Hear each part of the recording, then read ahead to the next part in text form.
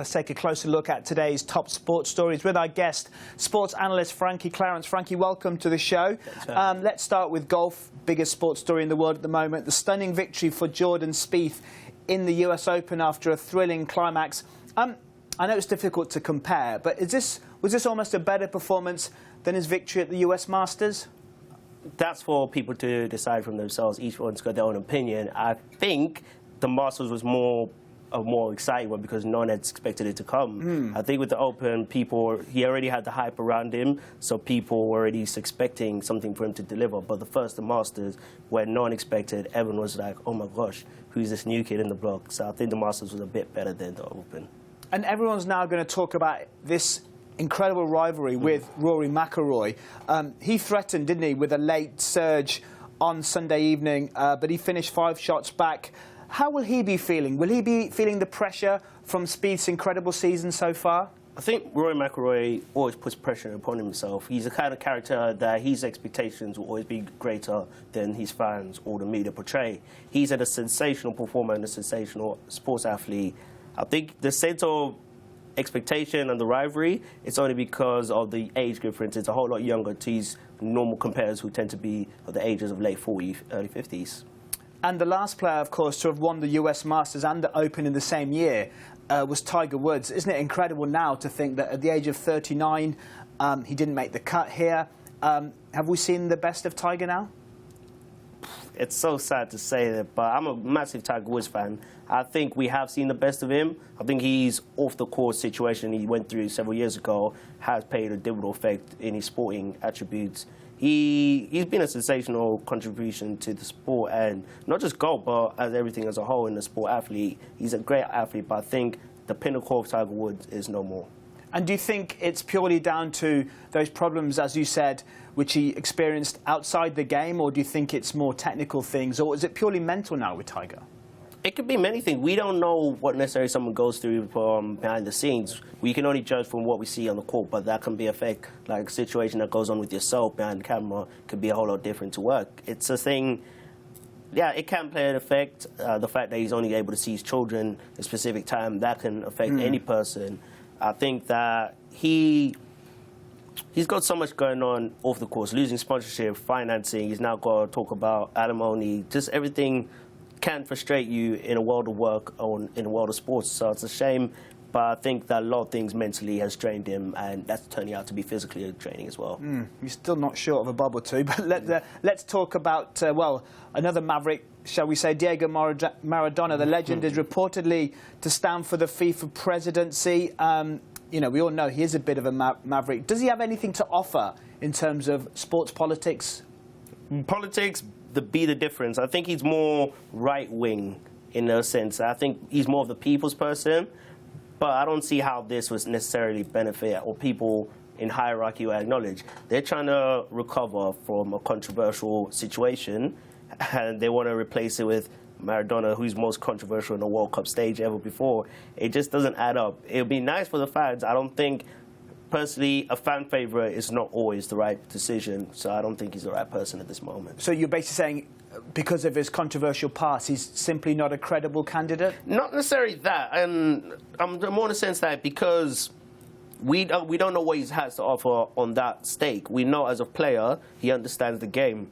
But if it was that straightforward, the likes of Figo would have simply done it. But he stepped down because he knew he was punching above his weight. It's not straightforward to think that, okay, this guy, because he's played the game and he's one of the greatest of all time, he instantly knows what needs to be done to run. He understands the game, but not necessarily the policies of it. But isn't it time that perhaps a footballer does take charge? We've seen how a lot of alleged corrupt sporting politicians have taken FIFA to the brink. Is it perhaps time, maybe someone like Luis Figo, to take the helm? Well, if you say that, then ask yourself, why is it that Michel Platini has never stepped up? Because he knows himself, although he was a sensational player for France, running something that significant is not that straightforward, especially when you don't have experience as well. You're asking a lot to be the pinnacle of the beautiful game, yet you don't have a sense of background check or history on it. You're asking way, way too much than you're demanding for. Yeah, the FIFA president post is certainly a tough challenge. Frankie, pleasure. Have plenty more from you later in the show. Joining me again, our guest sports analyst Frankie Clarence. Frankie, let's turn to the Copa America. Brazil beat Venezuela 2-1 in that must-win game to reach the quarter-finals. They played without Neymar. How do you think they did? Brazil been struggling, and I'm not saying that just in this Copa America. A lot of people been overhyped because they win like 7 games winning streak, but they didn't necessarily play team to that competitive level. They've been struggling since the World Cup in general. I don't think they really delivered in that. With Neymar, of course, they're going to be any team would be better with Neymar in the squad. But without him, they really are a really mediocre team, which is unbelievable to say for a Brazilian squad. So with that in mind, they face Paraguay next in the quarterfinals. Will they progress? I think they will progress to the semis at best. To be honest, I would not be surprised if they do not surpass Paraguay, because with Brazil, in the past, they've tended to have individuals that can step up to develop and play like a squad. But with this squad, I'm just seeing just individual players that are trying to take that moment to shine, and I'm not seeing togetherness and cohesion, and I don't think Brazil got the resilience to go all the way. OK, let's talk transfer talk. Petr Cech looks as if he's on his way to Arsenal in an £11 million deal. John Terry, the Chelsea captain, says he could save Arsenal 12 to 15 points a season. Is he right? He's absolutely right. And it hurts me to say that because I don't like John Terry to the significant. But, you know, someone once quoted that goalkeepers can win and will win your leagues. That's exactly what Petr Cech can get with him. Arsenal already acknowledge what the objection is. I went to their promo for their new kit. Everyone was happy with the FA Cup, but they were all determined for the Premiership title, and that's what you can get with Petr Cech. A lot of people say, "Oh, I need 30-goal season," but you need someone who can prevent the opposition's 30-goal season striker from scoring, and that's what you can get. He's not only with Cech, he's not just a goal stopper. He's got leadership as well. Arsenal tend to be very vulnerable in the back, and with Petr Cech, you've got stability, leadership, and an all-round great quality goalkeeper. OK, let's talk about perhaps even more dramatic move, and that could involve Sergio Ramos leaving Real Madrid as part of the deal that would see David De Gea swap clubs and go back to Madrid. Do you see this deal happening? I don't think it will happen. It's a kind of two-way in one. It's a situation because I think David De Gea is on the brink of going. But because United know the importance of him, they want more than just X amount of money, because there's not really that many goalkeepers that can save you the day anymore.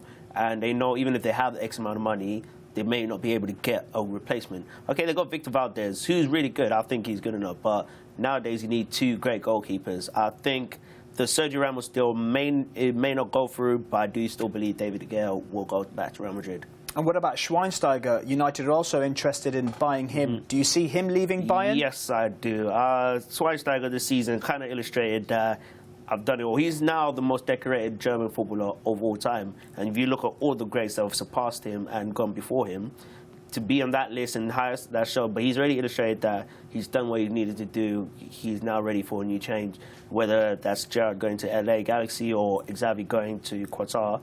Schweinsteiger is going to still be the same thing. I think he's going to stay in Europe. I don't think he's ready to go outside of Europe. But whether it be Manchester United, soon to tell. We'll have to wait to see if these deals do indeed take place. Frankie, pleasure having you here on Global Sports Report.